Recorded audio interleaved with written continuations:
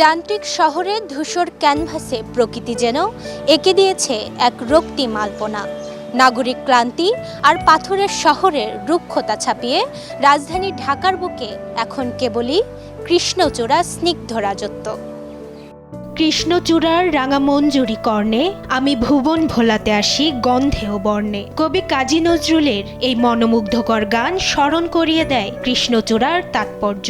কংক্রিটের নিষ্প্রাণ শহরে যখন তপ্ত রোদের চাবুক, ঠিক তখনই ঋতুরাজ বসন্তকে অবাক করে দিয়ে নগরের অলিতে গলিতে সবুজ পত্রপল্লবের ফাঁকে ফাঁকে মুগ্ধতা ছড়াচ্ছে রক্তিম কৃষ্ণচূড়া।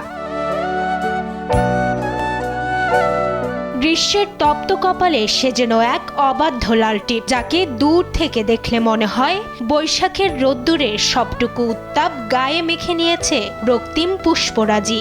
নগরীর অলিতে গলিতে এখন এই রক্তিম আভার জয় জয়কার। ধুলোমলিন রাস্তার পাশে এই ফুলগুলো যেন এক একটি জীবন্ত মশাল। যান্ত্রিকতার জাতাকলে পিষ্ট রাজধানীবাসীকে কৃষ্ণচূড়ার এই লাল আভা মনে করিয়ে দেয় প্রকৃতির সৌন্দর্য এখনো ফুরিয়ে যায়নি। এটি কেবল এক পশলা সৌন্দর্য নয়, বরং ধূসরতার বিরুদ্ধে প্রকৃতির এক নীরব বিদ্রোহ। যেখানে সুউচ্চ অট্টালিকার চাপে সবুজ আজ কোণঠাসা, সেখানে কৃষ্ণচূড়া ডালপালা মেলে জানান দিচ্ছে তার অস্তিত্বের কথা। দিনের আলোয় এই ফুল যেমন তেজস্বী, বিকেলের নরম রোদে তেমনই স্নিগ্ধ। এই মায়াবী রং নাগরিক ব্যস্ততাকে এক মুহূর্তের জন্য হলেও থমকে দেয়। ঢাকা শহরের মতো যান্ত্রিক জায়গায় কৃষ্ণচূড়া ফুল ততটা দেখা যায় না। অনেক উত্তরা থেকে আমরা আসছি মেইনলি বাচ্চাদের নিয়ে এখানে কৃষ্ণচূড়া ফুল দেখার জন্য। ইট পাথরের এই যান্ত্রিক শহরে আমরা কৃষ্ণচূড়া দেখতে পাচ্ছি।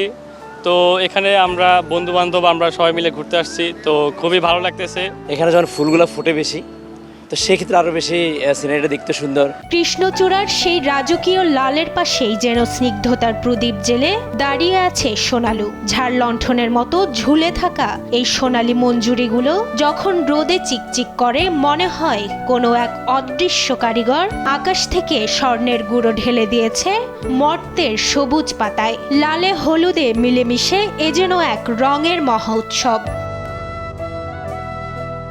তবে এই লাল আর হলুদে তৃপ্ত নয় প্রকৃতি, তাই তো আড়ালে থেকে নিজের মায়া ছড়াচ্ছে লাল সোনাইল। তার রঙে নেই কৃষ্ণচূড়ার মতো তীব্রতা, বরং আছে এক অদ্ভুত আভিজাত্য।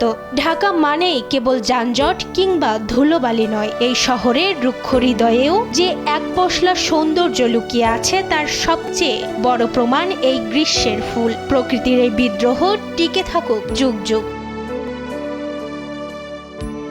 মাকদুরা মিতি, দেশ টিভি, ঢাকা।